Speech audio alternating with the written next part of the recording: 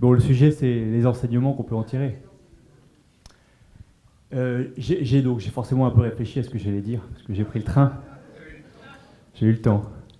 Non, j'ai pensé à 3 points, enfin, qui pour moi sont en fait 3 paradoxes finalement dans la démarche, et qui pour moi sont autant d'enseignements.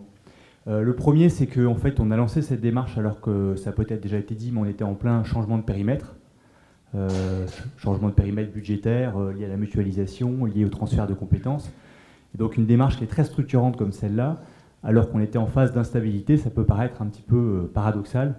Et du coup, je me suis dit, le premier enseignement qu'on peut en tirer, c'est qu'on essaye de faire de ce paradoxe finalement une chance, en disant cette expérimentation de certification des comptes, c'est aussi l'occasion d'apporter un cadre structurant, alors qu'on aurait apporté, quoi qu'il arrive, et qu'on avait déjà commencé à apporter, notamment à travers la transposition budgétaire, mais qui, au-delà de cette démarche qui était déjà initiée dans la collectivité, va venir apporter ce cadre, et aussi cette lisibilité, cette fiabilité des comptes, cette qualité des comptes que les citoyens sont en droit d'attendre, et que les changements fréquents de périmètre, finalement, parfois peuvent rendre un peu moins compréhensibles. Et donc, pour moi, c'est un des enseignements, c'est que malgré cette conjoncture qui peut paraître un peu compliquée, finalement, de changement de périmètre, ça s'avère être une démarche structurante. Le deuxième paradoxe que j'ai relevé, qui est un paradoxe plus qui relève de l'interne de la collectivité, c'est que cette démarche est arrivée aussi au moment où on digérait à peine les effets de la transformation, notamment liés à la fusion des organigrammes entre la ville et l'agglomération transformée en métropole. Et dans cette réorganisation, on a considérablement déconcentré les fonctions support. Ça faisait partie des axes de modernisation interne. Et finalement, engager une démarche de certification des comptes alors même qu'on déconcentre les fonctions support, est-ce qu'il n'y a pas une prise de risque? Finalement, est-ce que tout ça n'est pas orthogonal? Davantage contrôler, mieux suivre les procédures et en même temps déconcentrer, donc quelque part répartir les responsabilités.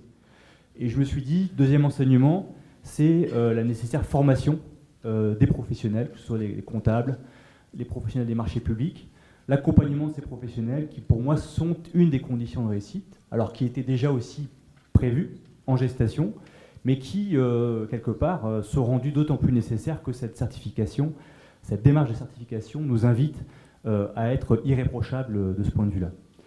Et le troisième paradoxe, qui pour moi est peut-être là encore un peu plus large, c'est celui finalement d'une double injonction. On a d'un côté une injonction, on va dire, qui est très structurante à l'échelle de la collectivité, qui est celle de la simplification. Il faut alléger les procédures, il faut moins de contrôle, il faut simplifier pour rendre tout ça plus fluide. Et en même temps, on se met dans une démarche de certification où on nous demande de mieux contrôler, de vérifier que les procédures sont opérantes, de manière à mieux sécuriser le fonctionnement global de l'administration. Et ça peut paraître comme un paradoxe assez lourd, au point même que ça nécessite une certaine pédagogie dans la communication qu'on peut y faire en interne, laquelle pédagogie est une condition de réussite de la démarche. De mon point de vue, même si à court terme ça peut paraître comme contradictoire, ça ne l'est pas sur le fond, et en tout cas pas à long terme, parce que certifier les comptes et engager une démarche de certification, c'est de nature à produire plus de fluidité à travers une meilleure transparence dans le système d'information, une meilleure qualité des comptes et donc un meilleur partage de cette information.